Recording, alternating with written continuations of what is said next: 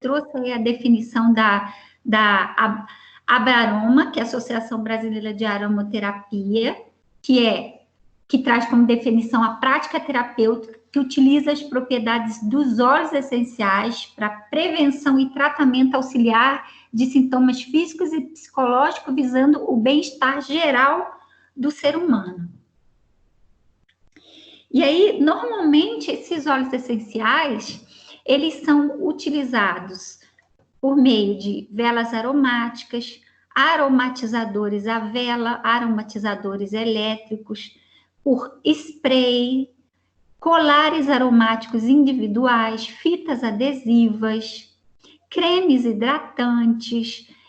Além de cremes, a gente tem as pomadas, tem os emplastos, tem os banhos, tem os escaldapés, né? E atualmente a gente tem vários tipos de aromatizadores, acessórios diversificados para a implantação da aromaterapia, né? Então, aqui eu já vou começar a trazer assuntos para a gente discutir, né? Então, a aromaterapia, a gente tem que ter bem atenção que na aromaterapia utiliza-se óleos essenciais obtidos de fontes naturais. Então, os óleos essenciais é uma substância aromática natural e que, no decorrer da utilização da aromaterapia, ela vai ser assimilada pelo organismo, tanto pela pele, quanto também pelas vias inalatórias, tendo um resultado efetivo e duradouro, por exemplo, tá? O que é diferente de essência e de perfume. Porque na essência e no perfume, muitas vezes você tem substâncias aromáticas artificiais. Você pode ter até os óleos naturais, mas eles podem estar associados com substâncias aromáticas artificiais. Então, você tem uma mistura de substâncias de origem natural e de origem sintética, e que vai trazer uma nota perfumada. Claro que tem que ser agradável, se é perfume é agradável, né, gente? Porque a gente sabe que tem óleo essencial que não tem um cheiro muito agradável. Mas essa fragrância, entre aspas, tá? Ela não tem efeito sobre a percepção cerebral. A gente já vai diferenciando aí do perfume do que é o óleo essencial utilizado na aromaterapia, né?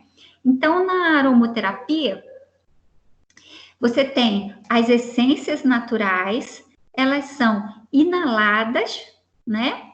Sendo inaladas, as essências aqui estão em contato com o bulbo olfatório. Eu botei aqui a setinha vermelha para chamar a atenção, tá? O bulbo olfatório vai estimular o sistema límbico cerebral, e o sistema límbico, ele está muito relacionado com as emoções e os comportamentos emocionais, né? Então, no sistema límbico, nós temos aqui o hipotálamo, temos aqui o hipotálamo córtex, responsável por processos, ou pela parte da intelectualidade, as amígdalas que estão aqui, ó, responsável pela memória, pelo aprendizado, pela emoção, muita da agressividade está relacionado aqui com a amígdala também. No hipocampo, aqui, marronzinho, nessa região aqui, também relacionado à memória, aprendizado, emoção. E o hipotálamo, o roxinho aqui, ó, relacionado, eu já falei, à intelectualidade. E a pituitária, né, hipófise, na verdade, relacionado com a liberação de vários hormônios, entre eles das glândulas adrenais, que produzem adrenalina e o cortisol, responsáveis pelo estresse, né? Responsável também pelas respostas sexuais, né? Então, a ação do óleo essencial, ela vai se dar via sistema límbico, quando inalado. Também, ele pode, quando ingerido, ser absorvido. E na corrente sanguínea, as essências normalmente eles atravessam a barreira hematocefálica. Por quê? Porque eu vou falar da constituição dos óleos essenciais daqui a pouco. Eles são substâncias com peso, são hidrocarbonetos, tá? De baixo peso molecular, ou seja, eles são substâncias bem pequenininhas, são micromoléculas e bem lipofílicas. E por isso, como as membranas são formadas por fosfolipídios, então os componentes dos óleos essenciais conseguem atravessar, tá, as membranas dos vasos sanguíneos e a membrana a barreira, não a membrana, estava tentando lembrar, a barreira hematocefálica, de uma maneira geral. Aí, agora, essa é uma parte muito importante que eu queria trazer hoje, inclusive para a gente abrir discussão, né? É a questão da legislação brasileira e a aromoterapia. A gente sabe que o Ministério da Saúde publicou a portaria 702 em março de 2009 e trouxe a aromoterapia para o SUS. Então, hoje, a aromaterapia é uma prática integrativa e complementar e está disponível no SUS para a população ter acesso, né? Mas eu gostaria de chamar a atenção que nossa legislação tem um gargalo muito grande, porque não tem uma legislação própria para o uso terapêutico dos óleos essenciais. Então, no SUS, normalmente, eles são utilizados para inalação, utilizados para massagens, utilizados em escalda-pés, para inalação, mas não, normalmente eles não são utilizados com uso oral, na verdade, né? Então, esse uso oral, ele é muito controverso para a gente. Por quê? Porque nós não temos legislação. Então, ele cai dentro da legislação de medicamentos. Então, aí eu trago essa problemática da classificação do uso, tanto interno quanto uso externo. Então, se eu estou falando de inalação, de um creme cosmético ou de um óleo essencial usado num shampoo, de uma maneira geral, o uso é externo. Agora, se eu uso o óleo essencial, né, por via oral, o uso é interno. Então, os usos dos óleos essenciais estão bem claros, né? A indústria farmacêutica pode utilizar os óleos essenciais, né, como flavorizantes, são os flavor, ou seja, são os aromas alimentícios. As indústrias cosméticas os utilizam como fragrância ou como ativos de cosméticos. As indústrias químicas podem utilizá-los como solubilizantes ou como saneantes, e a indústria farmacêutica os utilizam como insumos farmacêuticos. Nós temos vários produtos registrados aqui no Brasil, que tem como derivado vegetal óleos essenciais, e aí cai dentro da legislação de fitoterápico, né? Mas todas essas utilizações que eu falei aqui, principalmente a alimentícia, cosmética, química, ela não admite uso interno. Então, como que eu vou trabalhar os óleos essenciais? Como a gente vai registrar? Então, se eles estiverem classificados como alimentícios, eu vou classificá-los junto à Anvisa ou registrá-los junto à Anvisa, né, seguindo a legislação para alimentos. Se ele tiver uso cosmético, ele vai ser utilizado para o registro desses produtos de óleos essenciais para cosmético, segundo a legislação vigente para cosmético, assim como para a indústria química de saneantes, porque saneante é usado o quê? Para limpar, né? Solo, limpar banheiro, cozinha, né? De uma maneira geral, para limpeza. Como cosmético, é para quê? Para embelezar e também higienizar. Na indústria alimentícia, vai dar o quê? Vai dar sabor. Na indústria farmacêutica, está sendo utilizado como o quê? Como medicamento. Então, o que é o óleo essencial, gente? Ele pode ser tudo?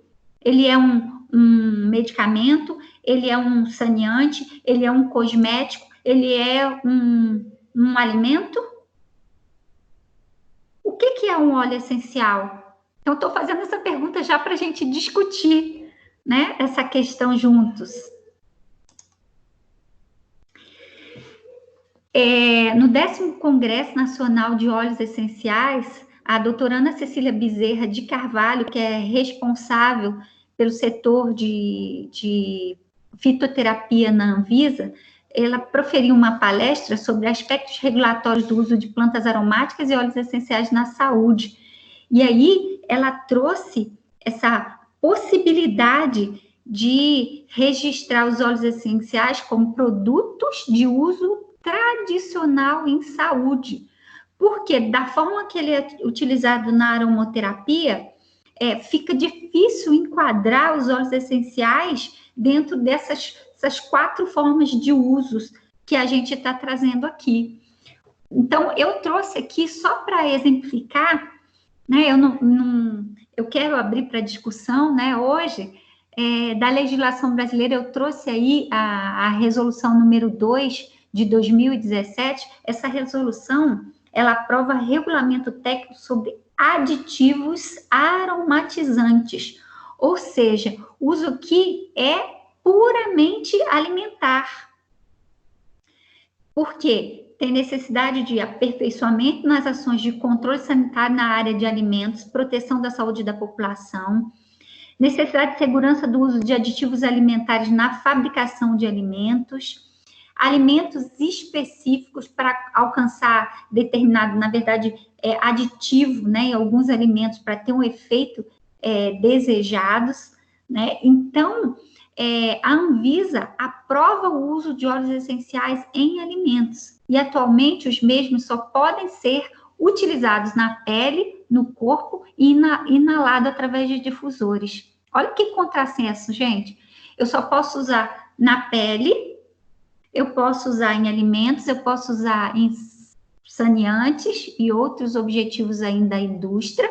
Eu até trouxe essa mesma resolução, essa número 2 de 2007 aqui, ela traz, inclusive, as definições, eu trouxe outro pedacinho dessa legislação, aromatizantes naturais, obtidos exclusivamente por métodos físicos, microbiológicos e enzimáticos, a partir de matérias-primas aromatizantes naturais.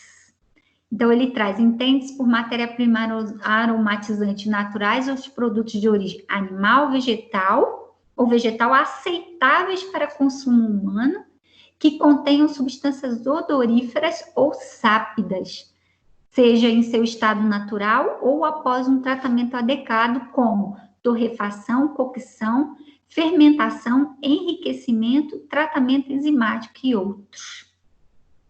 Né? Então, ele traz aqui também vários sinônimos: aromatizante, saborizante, sabor, aroma, azeite essencial, essência natural. Né? Aí eu trouxe também, para a gente ampliar essa discussão, o que diz o FDA.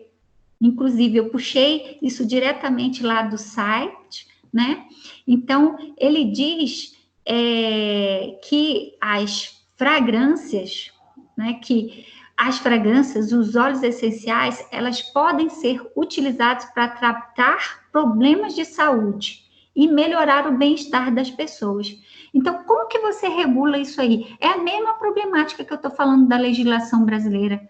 Como você vai regular esse tipo de produto aqui? Né? Então, primeiro, o que eles pensam? Qual é a intenção de uso? Para que ele é usado? Então, de acordo com o uso que se dá, eles vão utilizar diferentes regulações, assim como acontece aqui no Brasil. Por exemplo, se ele é usado como cosmético, se ele é cosmético, ou seja, é um produto que tem o objetivo só higienização do corpo, tornar a pessoa mais atrativa, ele é cosmético. Então, ele tem que seguir que lei? A lei dos cosméticos. E aí, para o FDA, não precisa aprovação. É a mesma coisa para o Brasil.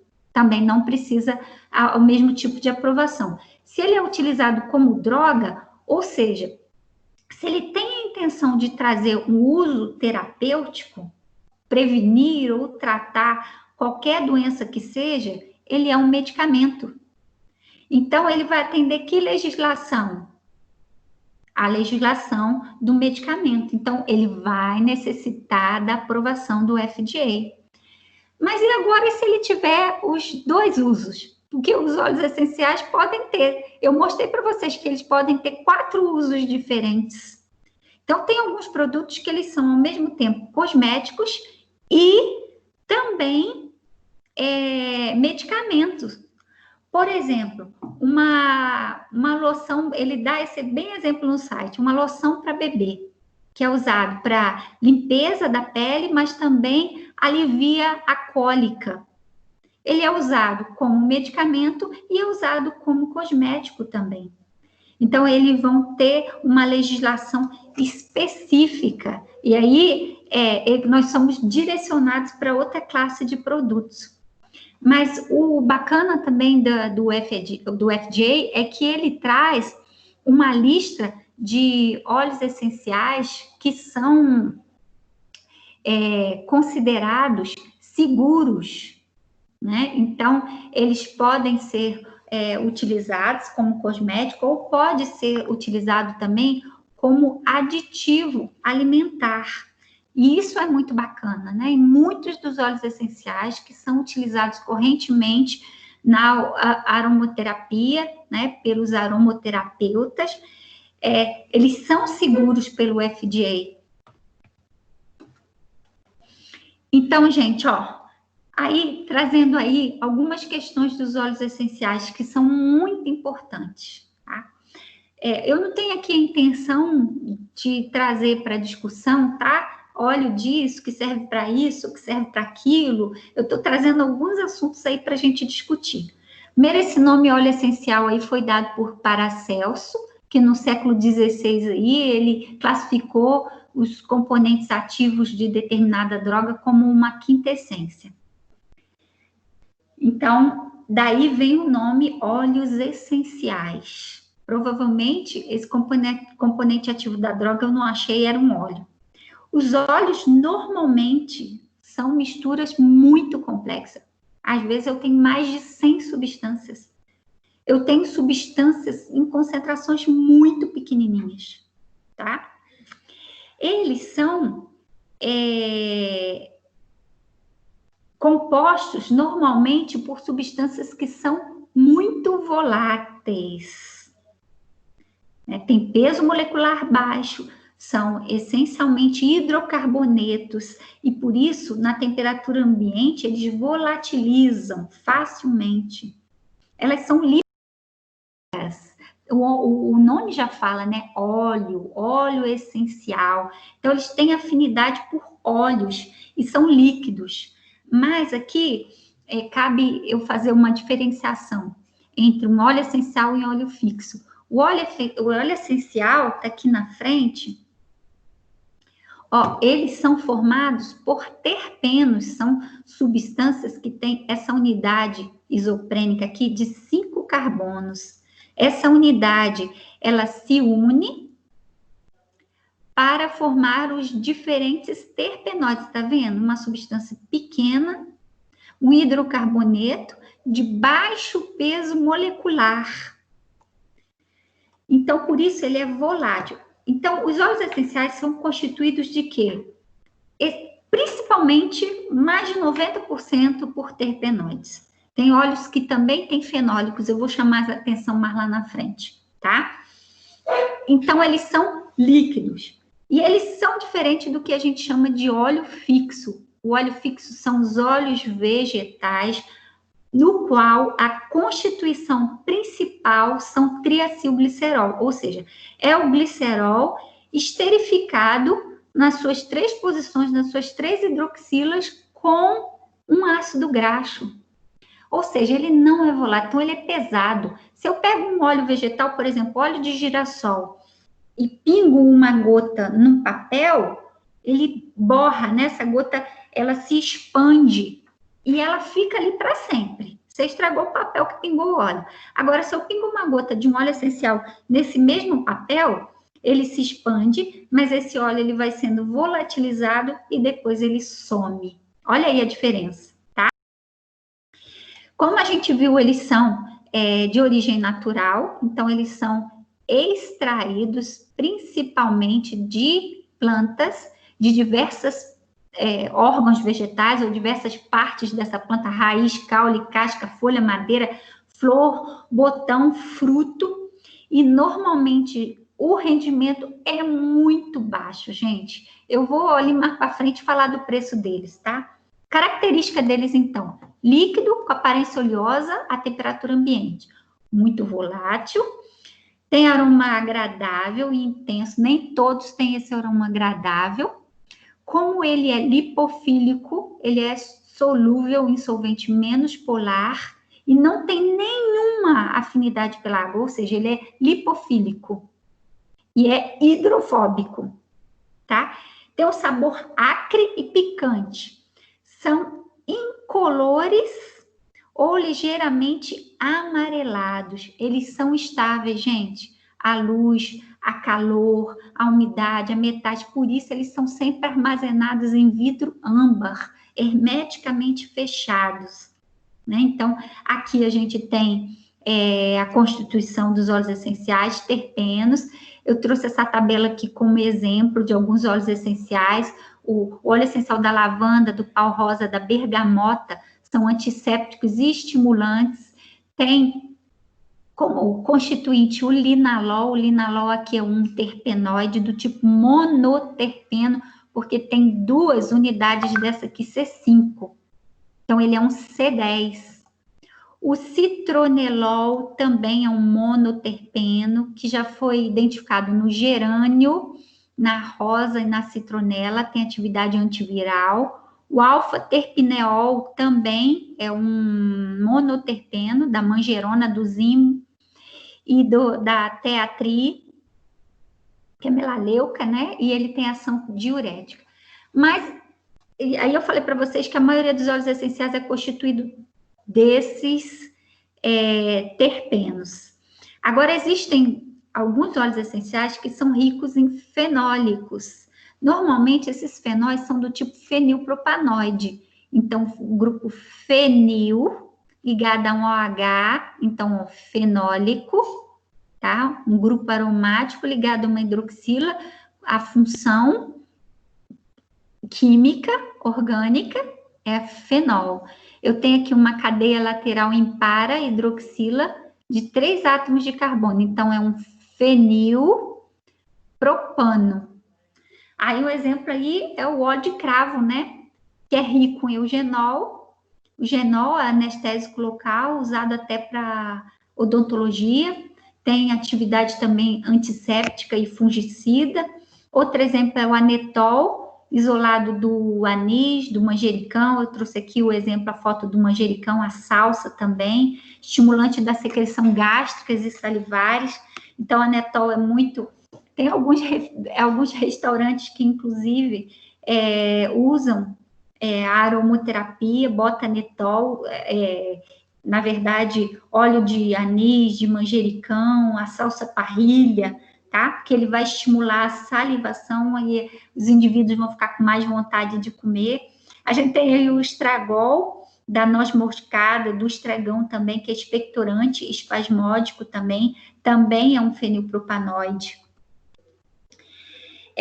Só chamando a atenção que esses óleos que são ricos nesses fenilpropanoides, eles são óleos mais tóxicos. De uma maneira geral, gente, os óleos essenciais, eles são tóxicos, né? Eles são tóxicos, mas na aromaterapia eles são utilizados com um óleo carreador em concentrações muito baixas. Então, normalmente na aromaterapia, quando eles usados na aromaterapia, não é relatado qualquer efeito colateral, tá? Mas se for utilizado como fitoterápico, como medicamento, aí eles já podem ter efeitos tóxicos e efeitos adversos, tá? Aí, alguns processos de extração, eu vou passar rapidamente, que não é objetivo. Os cítricos geralmente são prensados, por expressão. Também, aqueles que são mais resinosos e formam gomas, são extraídos com solvente orgânico. A gente tem a enfloragem, que é muito usado para aqueles óleos que tem como órgão vegetal as flores, que são mais sensíveis e mais delicadas. Na verdade, você coloca aqui, ó, cera, e aí coloca as flores têm os óleos essenciais, são substâncias lipofílicas, vão passar para essa gordura, né? E aí você extrai com solvente depois o óleo essencial dessa gordura. O processo de destilação, que é o mais utilizado aqui. Então, a gente tem aqui um destilador, tá vendo aqui? Aqui entra o vapor, o condensador, ele vai passar através do material, esse amarelo aqui está representando o material. Então, esse vapor aquecido passa pelo material, aí as substâncias voláteis são volatilizadas, vão passar no condensador, e aqui a gente separa, né, o hidrolato, que é o vapor d'água, né, e o óleo essencial para esse lado aqui. Então, esse é o processo mais utilizado.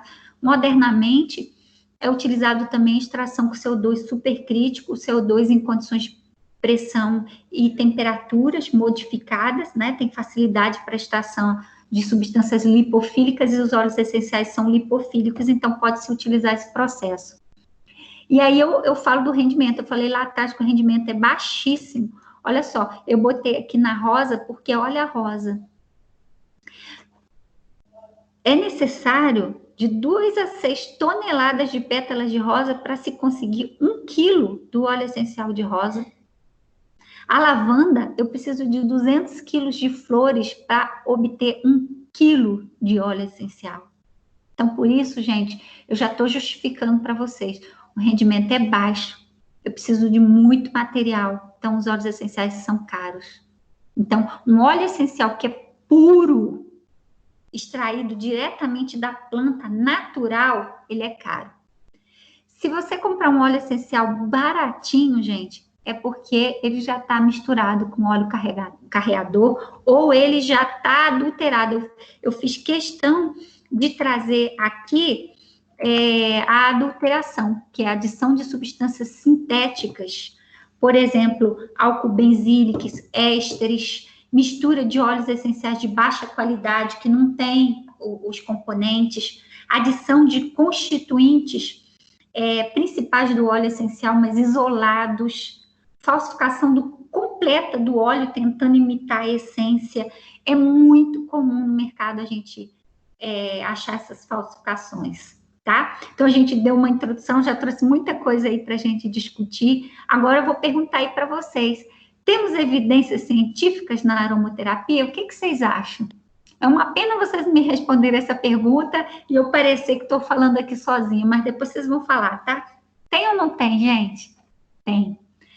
Principalmente a partir dos anos 2000, tá? E mais recentemente, de 2010 a 2020. Então, eu fiz, mandei para vocês, né? A Isis mandou para vocês no e-mail lá do Gnosia 2 artigos científicos, um deles é esse aqui, é uma revisão sistemática sobre o efeito da aromaterapia na ansiedade, né? Então, além de ser uma revisão sistemática, ou seja, o foco aqui dessa revisão, na verdade, são estudos clínicos, e ainda por trás disso nós temos uma meta-análise. Então, muito mais do que o estudo clínico, eu quero responder uma pergunta. Qual é a pergunta desse artigo aí? A aromaterapia, ela tem efeito na ansiedade? É essa a pergunta. Então, ele faz o levantamento em várias, tem que ser feito, né? Esse é o protocolo de revisão sistemática, né? Em várias bases de dados. Então, foi feito o levantamento sobre estudos clínicos randomizados, controlados em humanos, a sigla aqui que ele usou no artigo RTC. Ele usou para fazer a busca desses estudos clínicos aqui, essas palavras, aromaterapia, óleo essencial, óleo essencial, fragrância, ansiedade, né? Humor, problemas psicológicos, comportamentos agitados. Ele elenca também critérios de inclusão e critérios de exclusão. Então, a aromaterapia foi a terapia de escolha para tratar a ansiedade, é um critério de inclusão. Depois, a utilização de diferentes óleos essenciais. Também, aí ele utilizou essa escala de Spielberg, é um inventário, né? Na verdade, é um formulário para você avaliar qual é o grau de ansiedade, se é baixo, se é médio, se é severo. Então, é um formulário com várias perguntas. Então, ele selecionou dentre aqueles estudos clínicos que utilizavam esse inventário também. E aí, ele selecionou também aquela terapia que usou a massagem e a inalação. Então, ele descartou outros tipos de utilização. Então, ele obteve aí mais ou menos mais de 700 artigos. Desses 700 artigos, ele tirou as duplicatas, aí sobrou um N de 415. Depois, ele leu os artigos, né? E o que realmente atendia esses critérios de inclusão aqui. E aí, depois, ele, dentro desses critérios de inclusão aqui, ele fez uma análise, fez a meta-análise e ficou, ao final, com 25 artigos. Aqui, desse trabalho, os óleos essenciais usados, principalmente foram a lavanda, o limão, a bergamota, a rosa e o citrus. Mas a lavanda, principalmente a lavândula angustifolia, foi a mais utilizada, né? Então, aí a lavanda, ela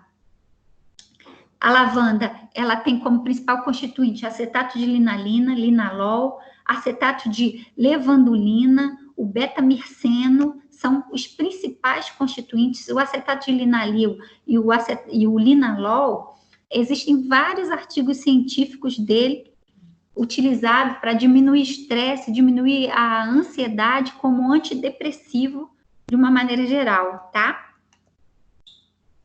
Ops, travou aqui. E aí, como resultado desse estudo, ou seja, é uma revisão sistemática, e ainda foi feita uma meta-análise, então é estudo clínico aqui na frente, ele é randomizado e controlado. Então, tinha estudos que era duplo cego, né, ou só, não era duplo cego, mas era cego e duplo cego. Ou seja, isso é o padrão ouro de análise que a gente estava usando. E aí, como resultado disso aí, a meta-análise sugere que a aromaterapia com diferentes óleos essenciais pode aliviar a ansiedade significativamente, independente do tipo de ansiedade, né? Porque são vários os tipos de ansiedade. Você tem ansiedade porque você vai fazer a prova de direção, que os mineiros quase morrem com essa prova de direção aqui. Eu estou ansiosa porque eu vou viajar amanhã. Eu estou ansiosa porque, não sei, não lembro agora por que eu posso dar, vários motivos, né? Isso é normal, ter esse tipo de ansiedade é normal, mas se esse estímulo da ansiedade ele persistir, a ansiedade passa a ser crônica, mais severa, e exige uma farmacoterapia mais efetiva para tratá-la. Então, eles viram nesse estudo que a aromaterapia, inclusive, é melhor para a ansiedade temporária, essa que eu falei, né? Eu estou ansiosa porque eu briguei com meu namorado e eu não sei como que vai ficar a situação. Estou brincando, tá, gente? Não houve diferença entre as regiões do estudo, porque foram considerados 50 estudos clínicos, 25 estudos clínicos, e aí tinha nas Américas a gente tinha dos Estados Unidos, do Brasil, tinha estudo do Japão, do Irã, da Turquia, da Coreia também, tá? Então, independente da região, a aromaterapia, ela alivia esses sintomas da ansiedade. A aromaterapia por inalação mostrou melhores efeitos na redução da ansiedade do que a massagem, se bem que eles alegam no artigo que fica difícil de mensurar, porque quando você está massageando com óleo essencial, de alguma forma o indivíduo também está inalando, né? Mas você não tem certeza da dose que o indivíduo está inalando, tá? E o melhor resultado encontrado foi para o óleo de lavanda. E aí eles trazem como padrão aí nessa revisão sistemática, né? Sempre trazer os viés, o ponto negativo, o gargalo da pesquisa. Então, eles trazem que é necessário avaliar a dosagem do óleo essencial e que efeitos adversos não foram mencionados em todos os estudos selecionados. Na maioria dos estudos, nos artigos que eu peguei, gente, não relacionam efeitos colaterais. Esse aqui é outro trabalho, né, que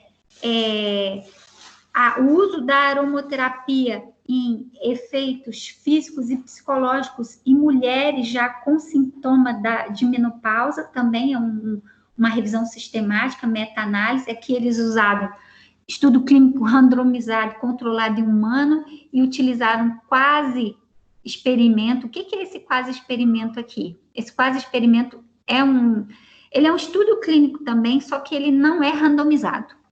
Então, ele é inferior a esse estudo randomizado aqui, tá? Usaram várias bases de dados também e vários termos para a busca dessa base de dados. Eles tinham critérios de inclusão, que é mulheres na menopausa, 45 a 65 anos, com amenorreia de pelo menos 12 meses, tá?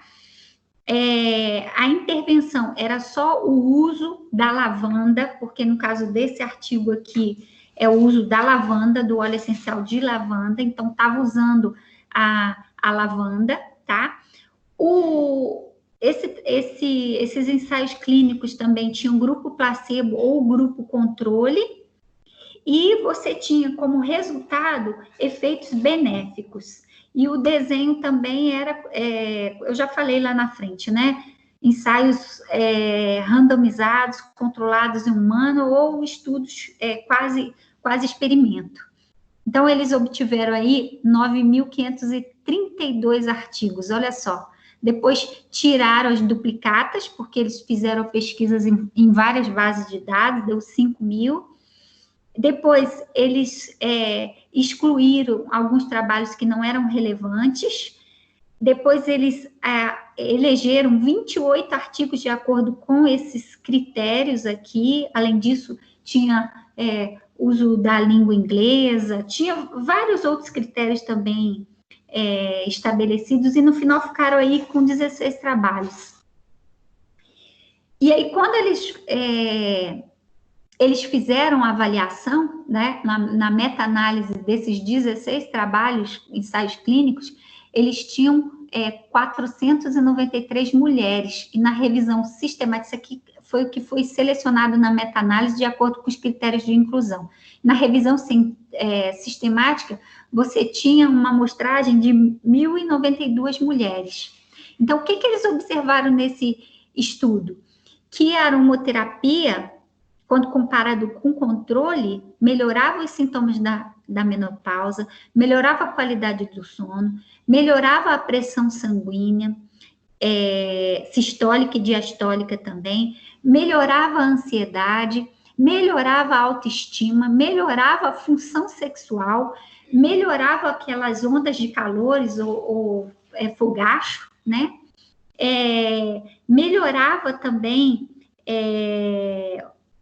não estou sabendo traduzir isso aqui, melhorava a função cardíaca, só não melhorava o perfil lipídico, que eles avaliaram o perfil colesterol total e triglicerídeos, tá?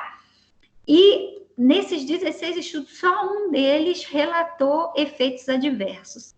Então, olha, gente, como o resultado final, a aromaterapia com lavandas em mulheres na pós-menopausa pode causar uma melhora na maioria dos sintomas, tanto físicos quanto psicológicos. Eles só sugerem estudos adicionais e de qualidade, randomizado, controlado, duplo cego, principalmente focando nos efeitos adversos. Aí aqui também eu trago outra revisão sistemática, a utilização da aromaterapia em complicações do câncer, né? Então, aqui como conclusão desse trabalho, a aromaterapia ela pode ser utilizada, tá? Como terapia complementar para melhorar as complicações daqueles pacientes que estão fazendo tratamento com câncer, mas ele sugere aqui que são necessários novos estudos também para protocolo, principalmente para avaliar que dosagem, quantas vezes por dia deve ser utilizado. Outro também, a aromaterapia com lavanda. Gente, a lavanda é um óleo essencial. Existem alguns óleos essenciais que têm muitas aplicações, e a lavanda é um desses óleos essenciais, tá? Tem efeito endócrino para melhorar o estresse. Então, ele fez aqui um estresse visual, e como resultado final, o óleo essencial de lavanda reduz esse efeito do estresse. Outro artigo que eu trouxe aí é o efeito de óleo essencial na função cardíaca autônoma, também com melhora da função. Outro exemplo, deixa eu olhar aqui na hora que já está mais ou menos na minha hora, né? Melhorando também uma revisão sistemática e meta-análise. Gente, tem milhares de trabalhos científicos com cada óleo essencial. Se eu botar óleo essencial de bergamota, se eu botar bergamota, a quantidade de artigos que vocês vão achar são imensas. Eu selecionei alguns aqui que são, a maioria que eu selecionei é a revisão sistemática e meta-análise, porque ele é padrão ouro, porque ele está avaliando a qualidade de vários estudos clínicos, para vocês verem a quantidade de estudos que tem na área. Era isso que eu queria mostrar para vocês, tá? Aqui, melhorando a qualidade do sono. Então, como resultado, pode ser que eles usaram em hospitais, tá? Pode ser utilizado nos funcionários, efetivamente nos funcionários, para melhorar a qualidade do sono, né? Aí, outro exemplo é o feito da aromaterapia sobre o estresse, na percepção da dor durante um tratamento odontológico. Olha só, esse é um estudo clínico randomizado. E eles viram que a lavanda diminuiu, né, essa ansiedade pela dor do tratamento dentário, né? Outro exemplo aí é a massagem utilizada para melhorar a ansiedade de pacientes que foram submetidos à cirurgia coloretal, também com efeito positivo da aromaterapia. Outra que óleo de lavanda no estresse acadêmico. Esse aqui eu escolhi de propósito, né, gente? Nós estamos na academia, os estudantes estressados, final de período, cheio de trabalho, cheio de provas aí. Então, é feito um estudo clínico controlado, randomizado também. A aromaterapia, nesse caso aqui, gente, ele não mostrou o efeito. Esse estudo foi registrado prospectivamente nesse local aqui. Ele não mostrou efeito, então tem que avaliar. Esse é um estudo clínico. Dentre aqueles que eu mostrei de revisão sistemática, eu botei esse aqui de propósito para mostrar. Tem vários estudos que mostram positivos, efeito positivo, e outros estudos que mostram um efeito negativo de acordo com como foi esse protocolo. Então, não existe protocolos de tratamento ainda estabelecidos, especificados. Então, muitas vezes você tem resultados negativos aí também. Então, eu vou abrir agora para a gente discutir. Eu acho que eu já falei muito, deve ter 1 milhão de perguntas aí no chat, né? Eu vou abrir para a gente discutir, mas antes de abrir para discutir, eu vou falar aí do nosso curso de plantas medicinais e fitoterápico. Nós temos um curso regular, que é modular, né? São módulos de 15 horas, agora eles estão sendo ofertados online, estão ampliados aí para 18 horas. Nós temos aqui, ó, módulo 4, fitoterapia aplicada. Então, esse módulo 4, ele vai ter início agora, dia 8 de agosto, e ele vai tratar plantas medicinais e fitoterápicos adaptogênicos tônicos, utilizados como terapia complementar e adjuvante para câncer e doenças neurodegenerativas, pediatria, geriatria, saúde do homem e da mulher, sistema tegumentar, para o esporte, para a saúde e a beleza. Então, a gente convida todos aí para participar, tá?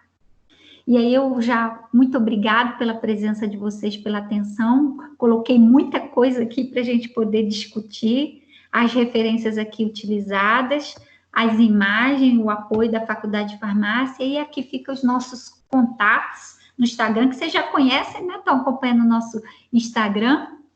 Eu vou, então, interromper aqui o compartilhamento para a gente começar a discutir, responder perguntas, tá?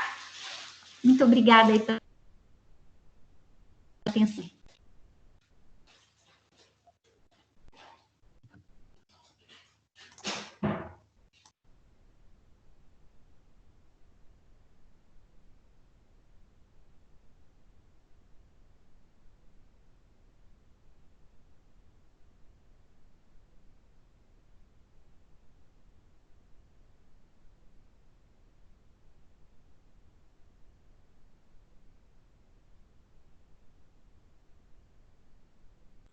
Pessoal, continua aí que para fazer pergunta, a professora vai voltar para responder. Então, agora que vocês já ouviram, vão fazendo pergunta no chat que ela vai voltar para responder, tá bom?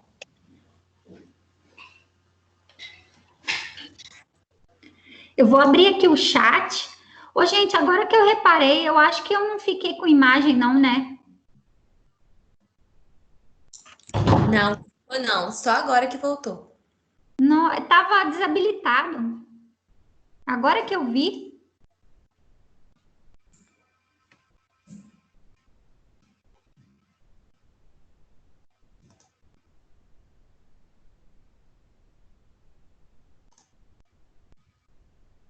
Eu não estou conseguindo. Ô, Isis, você conseguiu visualizar o chat? Tem já perguntas? Tem. Estão pedindo para disponibilizar outros artigos, porque na hora da apresentação, né, ficou rápido, eles querem anotar, a Malu falou. A Juliana está perguntando, quer saber se os óleos essenciais vendidos com algum diluente necessariamente estarão indicados no rótulo, se eles estão puros ou não. Tem que estar, né? Normalmente, esses óleos que são vendidos, eles estão diluídos num óleo carreador. Porque, como eu falei, os óleos essenciais, eles são em concentração muito alta, eles são tóxicos. Então, normalmente, para aromaterapia, é necessário que eles sejam diluídos no óleo carreador. Esse óleo carreador, geralmente, é um óleo vegetal, por exemplo, óleo de girassol, óleo de amêndoa, óleo de semente de uva. Tem vários óleos que podem ser utilizados. Aí eles vão numa diluição que vai de 1% a no máximo 5% quando você vai fazer uma massagem, dependendo do caso, tá? Uma massagem para melhorar a contusão, você bota uma concentração maior. Mas, normalmente, 2 a 3% eles estão diluídos. Eles estão diluídos nesse óleo carreador. Então, tem que ter no rótulo, assim, qual é esse óleo carreador e qual que é a concentração do óleo essencial que está lá. A Melo Ciência está perguntando sobre a legislação. Não entendeu se a legislação permite ou não que os óleos essenciais entrem na formulação de um fitoterápico. Permite. Um óleo essencial, ele é um derivado vegetal. Então, se ele é um derivado vegetal, o derivado vegetal é uma matéria-prima para a produção do fitoterápico. Então, ele é um medicamento. Só que para ser comercializado, ele tem que atender toda a legislação de medicamento.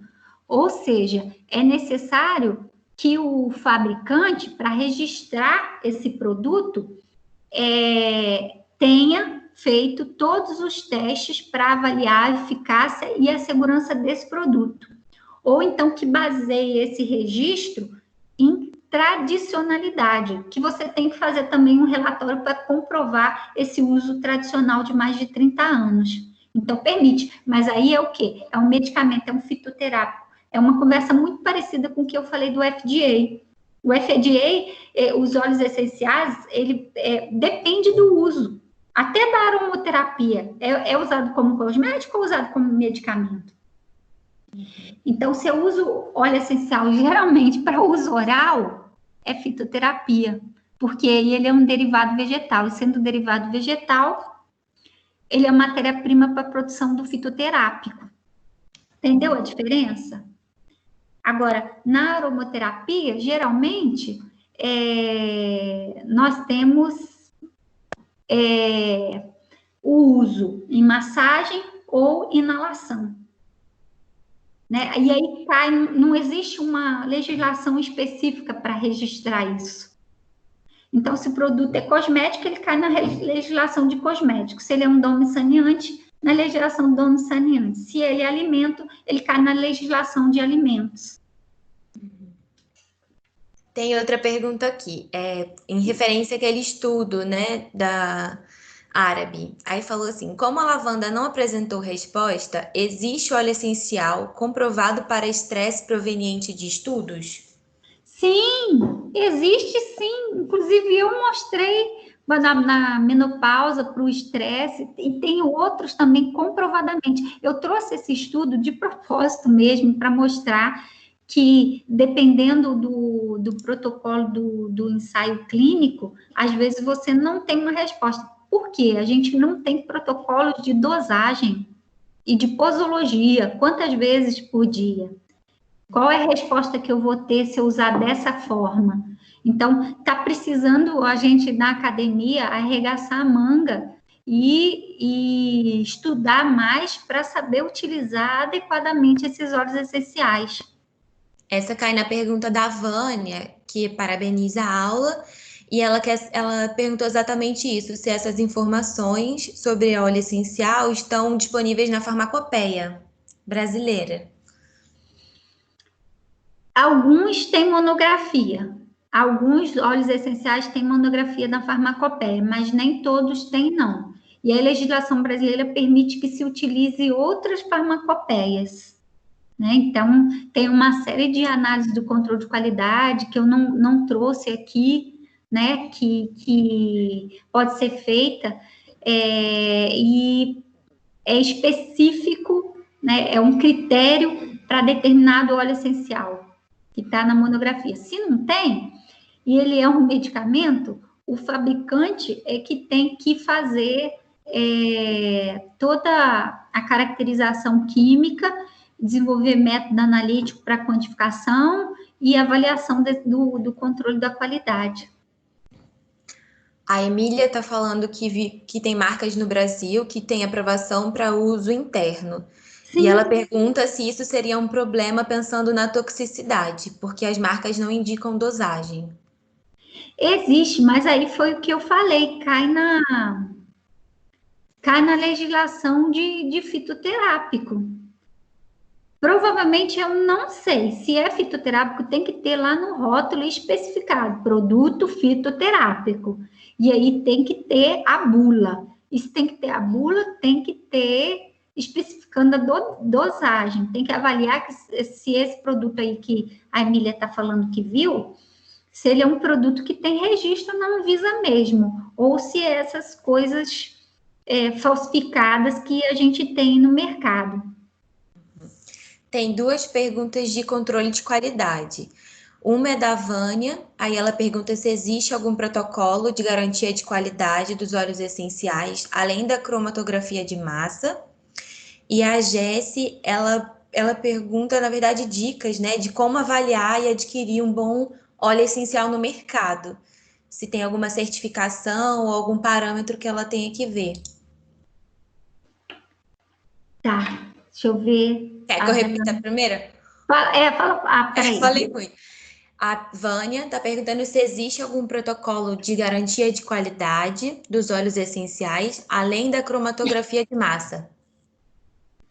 Então, gente, é o seguinte.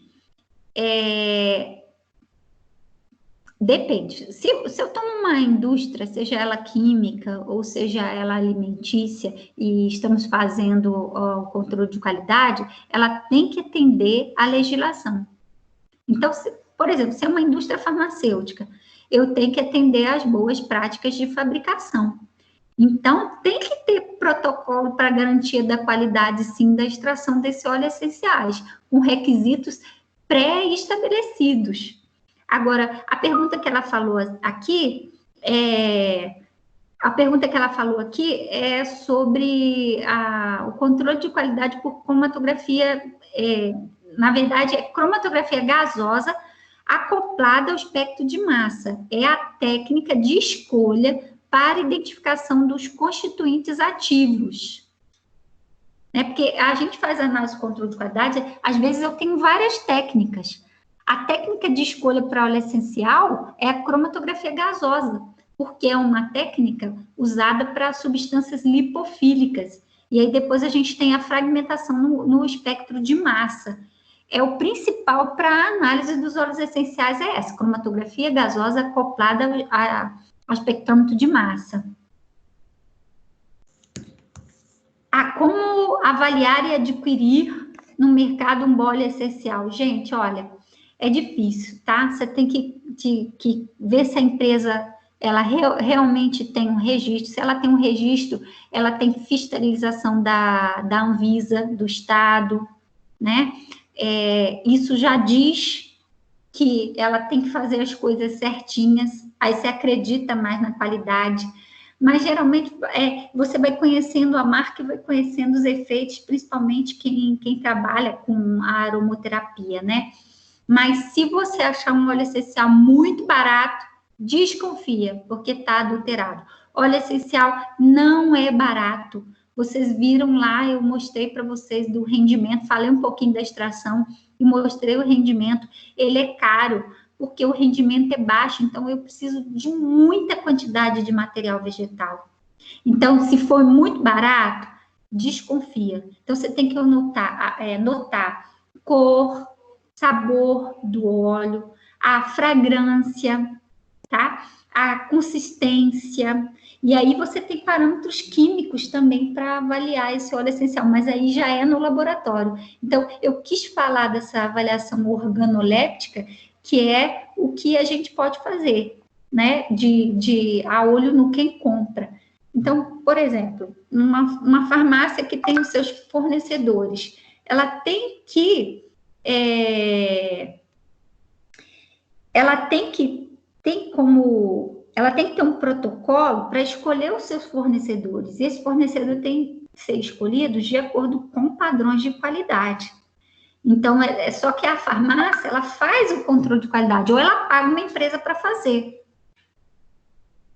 Né? Então, quem trabalha com óleo essencial e compra, tem que conhecer a empresa, pedir o laudo de análise, conhecer a constituição química, fazer o levantamento, tem tudo na literatura científica, várias bases de dados, tá? Deixa eu ver se tem mais algumas, eu consegui acessar aqui. Como o aromaterapeuta clínica, não indico tomar óleo essencial, também não indico. Temos que ter cuidado, pois hoje tem muitas pessoas que estão tomando de forma abusiva, Com certeza, com certeza. E dependendo da concentração, eles são muito tóxicos e estão muito adulterados com substâncias que foram adicionadas, às vezes substâncias aromáticas, que são citotóxicas e que causam até câncer.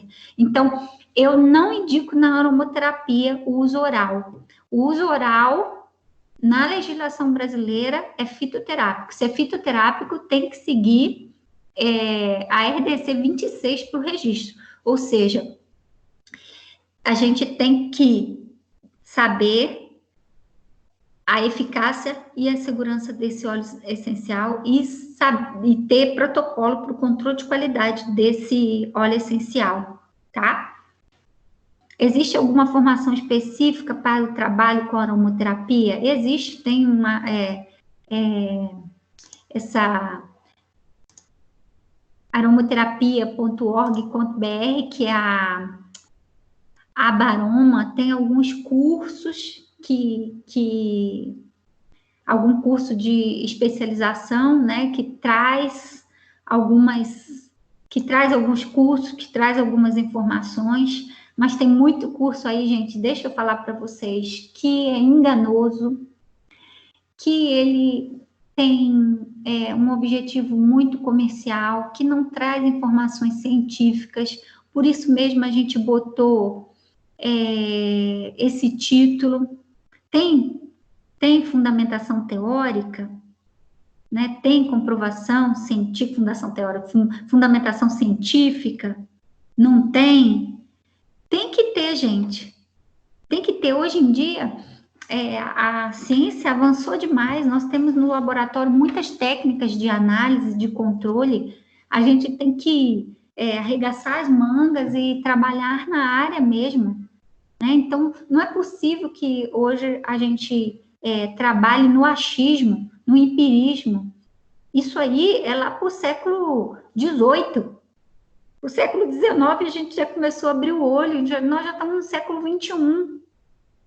Então, hoje a gente tem internet com acesso a artigos científicos, às bases de dados especializadas. Então, a gente tem que estudar. E a gente não tem que acreditar em tudo que fala para a gente. A gente tem que buscar fonte segura de pesquisa, né? Deixa eu ver mais. Hoje no Brasil tem excelentes profissionais dando curso de aromaterapia. Tem excelentes profissionais. Excelentes profissionais usando aromaterapia, sim. Eu sou adepta a essa PIC, tá? Mas o que eu falei também, a gente tem que ficar sempre muito atenta em qualquer área, não é só aromaterapia, não. Eu mesma, às vezes, eu vou no médico, meu filho era pequeno, eu tinha 5 pediatras, e aí começou farmacêutica, né? Eu entendo da medicação, aí eu via aquela receita, eu via o caso, né? Ele fazia anamnese, eu já vinha mais ou menos com a anamnese, tinha vezes que eu saía do médico, eu rasgava a receita. Então, não é só na aromaterapia, não. Em todas as áreas de atuação. Então, a gente tem que conhecer para não ser enganado. Então, a minha fala aqui é que a gente estude, e não tenha o copo cheio. A gente tem que ter a humildade de saber o que eu sei e de saber que a ciência tem muita coisa que ainda não sabe. E a gente tem que estar aberto para estudar, tem que desconfiar das coisas. Aí a Daniela falou aqui, uma colega da Paraíba me perguntou sobre a marca de óleo essencial que contempla em seu portfólio óleos essenciais em cápsulas gelatilosas moles, uso interno. Essa marca é norte-americana. Somente pessoas físicas ou jurídicas cadastradas podem comprá-los nesse site. Inclusive, cadastram revendedores para indicar. Creio que isso seja muito complicado, pois não temos legislação que contemple o uso interno. E estão sendo indicados por leigos. Muito sério, muito bom essa colocação, Daniela, muito sério isso. Nós não temos legislação. Para nós, o uso oral, ele é medicamento, aí cai dentro da legislação de fitoterápico, né? Então, você tem que ter um profissional muito habilitado para poder prescrever esse medicamento, né? É um alerta mesmo, porque é sério, os óleos essenciais, eles podem ser, inclusive, muito tóxicos, tá? Então, normalmente a gente usa para aromaterapia, para inalação, para massagem, escaldapé, André. No caso da ingestão do óleo, como é necessária uma quantidade muito grande para uma produção pequena de óleo, não. No caso da ingestão do óleo, como é necessária uma quantidade? Comparado ao seu efeito a de um chá da mesma planta, por exemplo, esse teria um precipiativo muito maior em quantidade muito pequena? Sim. Quando eu faço chá, para começar, os óleos essenciais, vou fazer um chá de capim-cidreira, né? Eu tenho lá os óleos essenciais. Eu faço chá por infuso ou decocto, é água. E aí eu falei para vocês que os óleos essenciais são lipofílicos. Aí o infuso eu boto a água fervendo no óleo. E aí a gente abafa. Por que abafa? Porque se eu não abafar, a essência está toda indo embora. Porque eles são voláteis. E com a água fervendo, a água vai carrear toda a essência. Ela vai embora. Então, o que vai ficar ali na água, o que foi extraído e vai ficar na água, é uma concentração muito pequena. Então, não chega a fazer mal. Quando eu tenho a extração do óleo essencial, eu tenho ele ali íntegro, em alta concentração. Cada constituinte daquela mistura, porque o óleo essencial é uma mistura, ele está numa concentração muito maior. E aí, se eu for ingerir isso aí, pode ser que ocorra, tá? Efeito colateral. E tem alguns óleos essenciais, gente, por exemplo, os cítricos, o cravo, canela, que são o anetol, o anis, rico em fenólicos principalmente. Esse de citros é rico em furanocumarina. A furanocumarina causa fototoxicidade da bolha. Parece uma queimadura de 2º grau, a gente deve ter muito cuidado. É igual que eu espremo limão e vou para o sol, que dá mancha escura. Forma mancha escura, inclusive. A Vânia fez um curso especializado na Europa e lá a gente pode usar os óleos internamente. Se eu não me engano, tem mais de 50 países com legislação que permite o uso de óleo essencial internamente.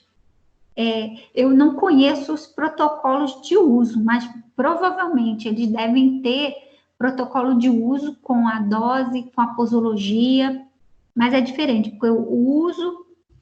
porque eu uso trata aromaterapia que ainda, mas é diferente porque eu uso e tratando que ajuda nas prescrições desses óleos, e sempre usei em mim e no meu filho. Não poderias montar esse curso aqui na UFMG? Não, a gente pode, você diz para uso interno, a gente tem que ver o que tem registro na Anvisa, na Anvisa, de óleo essencial. Né? Desculpa, professora, na verdade é o atendimento... na verdade, é o atendimento clínico, né? Eu fiz o curso lá na Europa e eu sou também farmacêutica clínica. Então, assim, a gente consegue, pelo aquele tratado de aromaterapia do Michel Foucault, né? Que ele é um grande especialista francês. Então, assim, ele dá uma ajuda muito grande em termos de dosagens, acompanhamento clínico. É como um medicamento, né? Só que aqui no Brasil não está registrado como medicamento. Então, assim, tem cursos assim, muito bons, e o que eu sinto falta é desse preparo, né, dos profissionais para a clínica, né, para clinicar como aromaterapeutas, né? Então, nesse sentido, assim, que eu perguntei, que talvez, assim, pela UFMG, né, com a sua ajuda, com todo esse conhecimento... Ô, Vânia, eu acho que enquanto que a gente não tiver uma legislação, o problema é que a gente carece de legislação.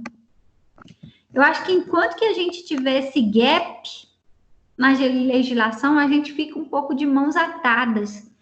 Não, o que tem são medicamentos fitoterápicos que tem como matéria-prima óleos essenciais. Na verdade, você não tem a utilização dos óleos essenciais para aromaterapia. Aí não tem gap, e aí você não tem informações devidas, até para bolar um curso da clínica, entendeu? É um gap nosso mesmo, nós temos esse gargalo aqui no Brasil.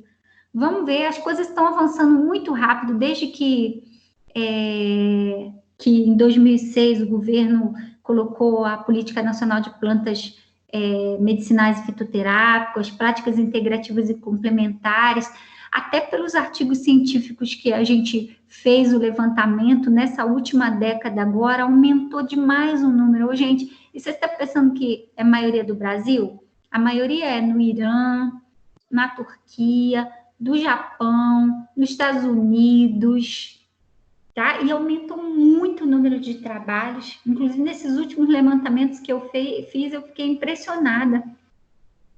Professora, eu queria fazer só um comentário, assim, prometo que não vou te atrapalhar muito. De jeito nenhum. Não, você acrescenta com a sua experiência. Eu tô amando, assim, né, porque eu sou da assistência farmacêutica também, né, e eu fiz meu doutorado na oncologia, lá na farmácia mesmo, mas com foco em oncologia, em tratamentos oncológicos, né. Então, uma das coisas que eu vi, assim, muito, que os pacientes sofrem muito, pacientes oncológicos, pelas reações adversas aos tratamentos quimioterápicos, né? Sim. Então, eu tenho desenvolvido muito estudo, inclusive fiz uma revisão sistemática no passado, avaliando o uso da aromaterapia nos pacientes oncológicos, porque os pacientes me procuram muito, os médicos me indicam muito, né, os oncologistas, para ajudar esses pacientes. Então, eu, como farmacêutica clínica, então, eu busco ajuda de todo jeito. E com essa brecha da legislação, né, das práticas integrativas e complementares, então, assim, eu estou buscando também, dentro do SUS, viabilizar isso para os pacientes, né, de uma forma que vai realmente dar um resultado para eles. E uma das formas, né, que a gente encontrou, e vários resultados, que nem bem a senhora mostrou, né, nesses estudos, nessas revisões sistemáticas, é com a aromaterapia, né? Então, a gente tem ótimos resultados, e a gente fica um pouco amarrado com isso, porque não pode muito, assim, tá nebuloso, né? Na verdade, não é que a gente não pode usar, tá nebuloso, a gente encontra algumas brechas que a gente consegue utilizar, mas a coisa não está muito bem estabelecida ainda, né? Inclusive com o óleo de cânhamo, né, que está dando muito bons resultados também, né, que é os canabinoides, e a gente também teve, agora no final do ano, a aprovação, né, do uso da substância com prescrição médica, né, para esses pacientes, mas até agora também a gente não conseguiu regular. Então, assim, eu queria, assim, né, fazer esse comentário e dessa minha angústia, né, por querer ajudar os pacientes, porque já não tem mais medicamento para eles usarem, porque se eles estão fazendo tratamento oncológico, eles estão, por exemplo, usando 10 tipos de medicamentos para ansiedade, por exemplo, então eles estão usando vários medicamentos da portaria 344, e isso, assim, a gente vê que cada vez mais prejudica, né, o emocional do paciente. Então, assim, eu estou até colocando, assim, como um desabafo até, né, para buscar ajuda, né, para esses pacientes, porque, sabe, eu estou querendo fazer alguma coisa. Ô, Vânia, eu compreendo perfeitamente. A gente, com esse grupo, o Gnosia Divulga, com esses cursos que a gente está dando de plantas medicinais e fitoterápicos, a gente tem esse anseio também. A gente percebe, por exemplo, na área de fitoterapia, que curso de saúde que tem fitoterapia? A gente que é farmacêutica ainda tem a farmacognosia, que não é voltada para a clínica, não é voltada para a fitoterapia. É voltada para quê? Para o controle de qualidade, que a gente conhece as classes químicas, como que vai fazer a análise, o controle de qualidade, a gente não tem. E está aí no SUS desde 2006 a fitoterapia, porque justamente a gente tem esse mesmo anseio que eu estou sentindo em você. Então, a gente desenvolve uma série de projetos de pesquisa, que nós somos o laboratório de pesquisa, laboratório de farmacognosia e homeopatia da Faculdade de Farmácia da UFMG. Inclusive, nesse sentido aí que você falou, tem uma aluna que iniciou um projeto com desenvolvimento de um produto para uso tópico, mas aí você vê que cai dentro da legislação de fitoterapia, usando óleo de copaíba para tratamento de paciente de radioterapia. Que aí você faz a radioterapia e causa queimadura na pele. Então, o uso da copaíba para poder aliviar. Então, são produtos que a gente está fazendo spray que você não precisa passar a mão, porque a região está muito sensibilizada. E é um projeto de parceria com o Hospital da Baleia, né? Você vê pacientes com quadros tão difíceis e que não tem mais recursos, que a única coisa que você tem que fazer é dar um abraço, melhorar o estresse, melhorar a ansiedade, trabalhar com um aroma gostosinho mesmo, é isso que você está trazendo aí para a gente, né? É um anseio nosso também. Eu que formei lá na década de 90, que não tinha nem Anvisa, não tinha legislação nenhuma para fitoterápico, e eu ter visto o Brasil avançar em passos largos, para mim é uma grande alegria.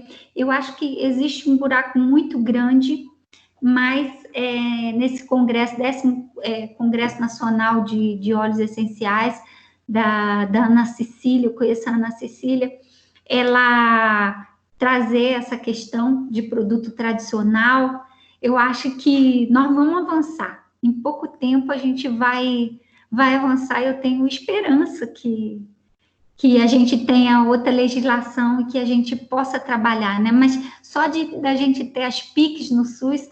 E outra coisa, a gente botou um grupo de estudo, a gente trabalha muito com homeopatia, fitoterapia, né? Os óleos essenciais vêm junto, porque a gente trabalha com bioatividade, né? Mas a gente viu a grande carência da sociedade de discussão de PIC. E aí tem muito profissional, o médico, tem grupos aqui na internet de profissionais dizendo que o governo está gastando muito dinheiro com essas práticas integrativas e não tem resultado nenhum, que não tem base científica. Nenhuma. Né? E aí, pelo contrário, quando você vê as contas do SUS, a maioria do dinheiro do SUS é gasto com o quê? Com a medicina convencional, que muitas vezes não tem resultado.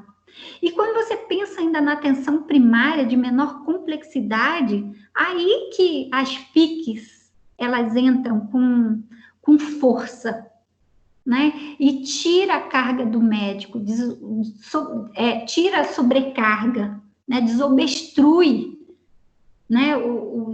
A atenção secundária, a atenção terciária, não deixa que o paciente chegue a uma gravidade, né? Porque ele é acolhido por essas práticas que consideram o indivíduo na sua visão mais holística, né? Nas suas relações consigo mesmo, com o meio ambiente, com a sociedade, né? Com as pessoas da sua casa, do seu trabalho, incentiva o autocuidado, né? Integra o paciente, isso é muito lindo. Então, disso já está no SUS, eu acho que é um grande passo para a gente. E nós vamos, eu tenho certeza aí que nós vamos avançar em termos de legislação da aromaterapia e de outras PICs também. Vê a homeopatia também? A homeopatia, então, é a mais esculachada. Você tem boletim para avaliar a homeopatia e dizer que ela não tem comprovação científica nenhuma. Porque, na verdade, a homeopatia ela é barata e resolutiva. Interessa aos grandes grupos isso? Não interessa. Não interessa. E aí, quando a gente diz que tem muitos artigos científicos nas bases de dados sobre homeopatia, estudos clínicos, controlados, randomizados, duplo cego, revisões sistemáticas com meta-análise. O que não se tem da homeopatia, não se sabe o que acontece com as ultradiluições e a gente não tem.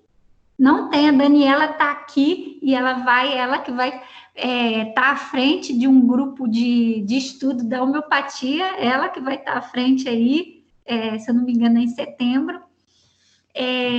O que você não tem, o que acontece do ponto de vista molecular nas ultradiluições. Eu não tenho um equipamento que consiga quantificar e visualizar o que aconteceu ali. É a mesma coisa que da época que a gente não sabia que os agentes etiológicos das doenças eram micro-organismos, que a gente não tinha microscópio para enxergá-los.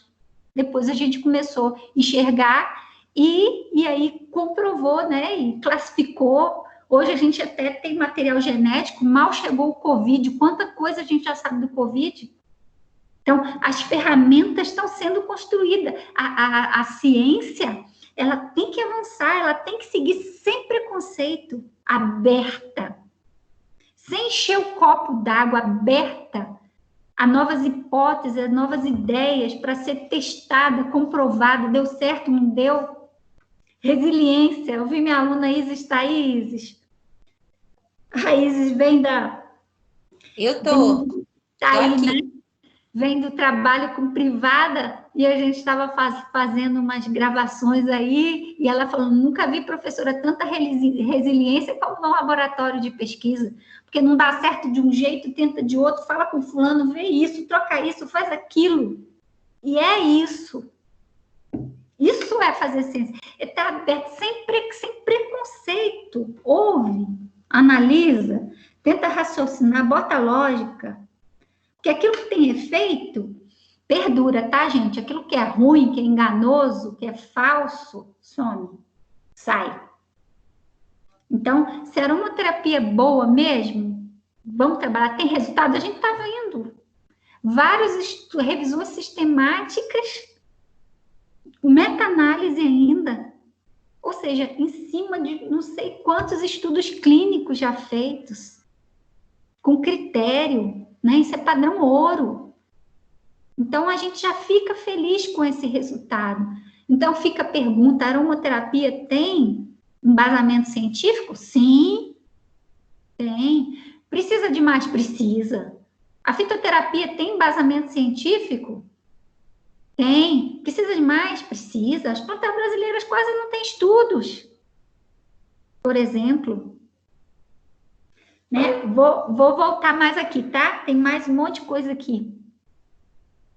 As pessoas estão deixando de comer fruta, tomar suco de fruta natural para tomar óleo essencial em vez de tomar suco de limão. Estão pegando óleo essencial de limão na água. Vixe Maria, gente.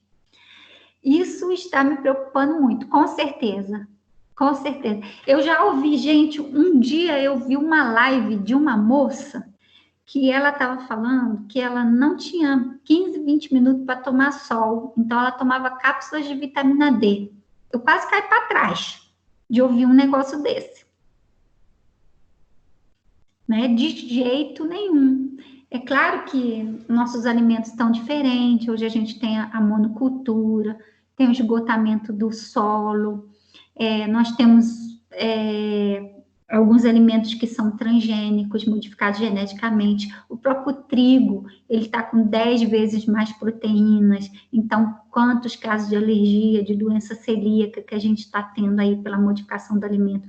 Nosso próprio organismo está se modificando. Eu digo que a gente está numa seleção natural. Então, isso faz parte da natureza.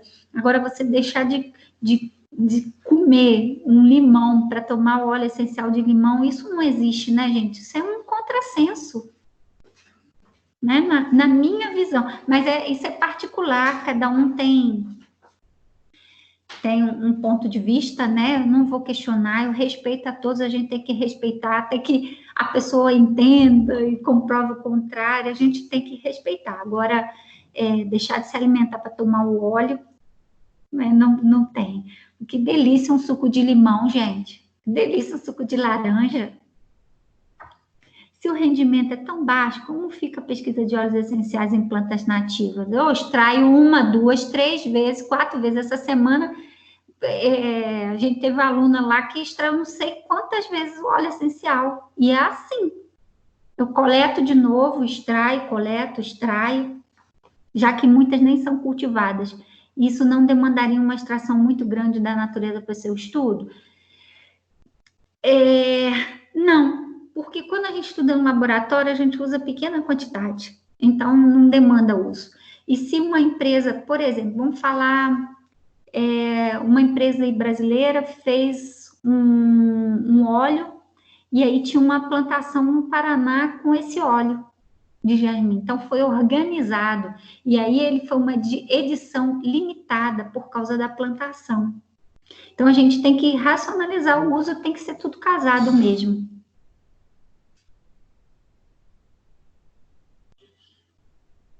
Sou terapeuta integrativa e tenho formação...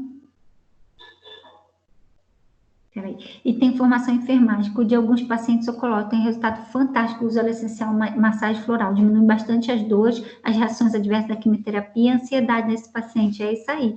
O Sofia Feldman, aqui também em Belo Horizonte, usa o escaldapé, a massagem no pé com óleo essencial, com resultados muito bacanas, no pré-parto, né, no pós-parto também. Formei em 2000, vim para a área de produtos naturais. Não desconhecida na época e não imaginava que hoje estaria sendo tão usado e difundido. Na minha época, os artigos de pesquisa na área eram quase todos estrangeiros, isso mesmo. Os florais também são considerados na terapia complementação. O floral, ele também faz parte das PICs, tá? Mas floral é diferente do óleo essencial, tá, gente? O floral tem um modo específico de extração. Então, ele usa flores, mas tem o método de extração solar e o método da fervura. E aí você faz as essências e dilui em bebida destilada. E tem mecanismo de ação diferente também. Floral é diferente da aromaterapia, apesar de eu usar flores, as essências das flores são extraídas lá pelos 2 métodos, solar e da fervura, mas é diferente, que é diferente também da fitoterapia. A fitoterapia, gente, nada mais é do que a alopatia. Eu tenho um medicamento com as substâncias químicas e eu consigo, presentes, né, e eu consigo quantificá-las. Na homeopatia, eu não tenho dose ponderal, não quantifico, ok? Então, o medicamento fitoterápico, ele tem eficácia e segurança comprovada.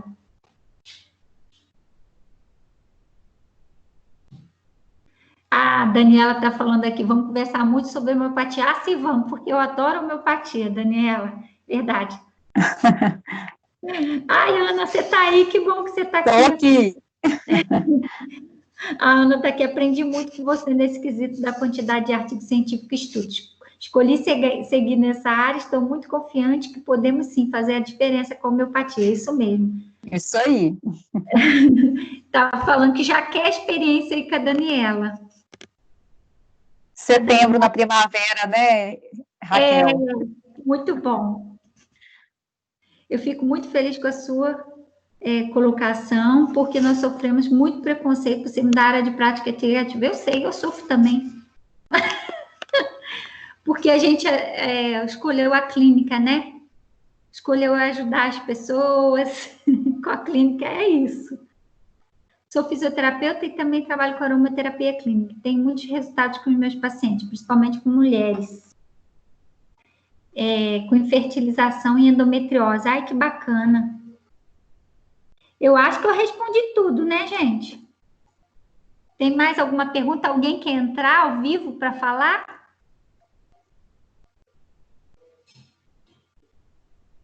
Aqui, ó, floral trabalha a essência e energia das flores? Sim. Sim, mas ela atua em níveis energéticos mais sutis do organismo.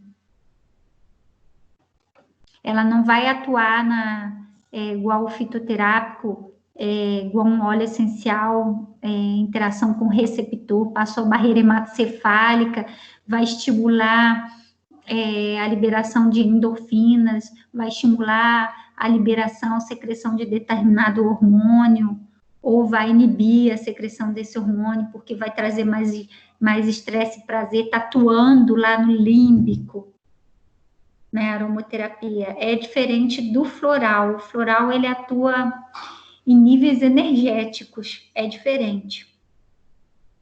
Medicamento antroposófico não é fitoterápico. Medicamento antroposófico é antroposófico. Eles são produzidos depois, as matrizes utilizam a mesma farmacotécnica do medicamento homeopático, mas é diferente. Aí você tem um medicamento lá, cuprum, argento, então ele é cultivado, as passagens decimais, porque antroposófico é no decimal, na verdade na própria terra. Você plantou o solo tem prata, e aí nasceu. Aí eu peguei essa muda, fiz outra muda no solo, nasceu. Aí a decimal D2. Aí eu faço a tintura D2 dessa segunda muda. Ele é diferente, tá? Tem um objetivo diferente também.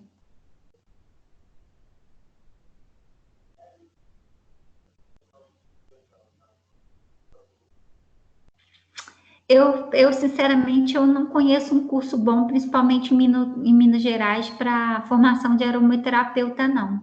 Eu não conheço. Eu quis trazer esse grupo de discussão. A gente precisa dessas discussões, esse tema de aromaterapia, porque eu tenho visto muito curso que não é bom, tá, gente? Eu fiz alguns que eu assisti a primeira aula, depois eu não assisti outras, porque eu achei muito ruim, principalmente assim, online.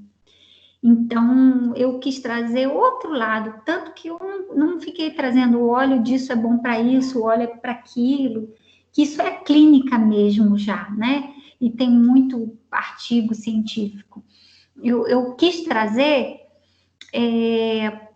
o senso crítico de vocês, de avaliar o que está sendo usado, como, por quê, para quê, da onde vem, fazer o levantamento, nunca perder esse senso crítico e esse senso de busca, né, de pesquisa. A gente, área nenhuma de atuação da nossa vida, a gente tem que estagnar. Quando a gente já não estiver dando conta mais de fazer isso, é que está na hora de fazer outra atividade, porque a gente tem que desempenhar nossa função com muita seriedade, com muita competência. Essa é a minha fala, tá, gente? É a Raquel falando.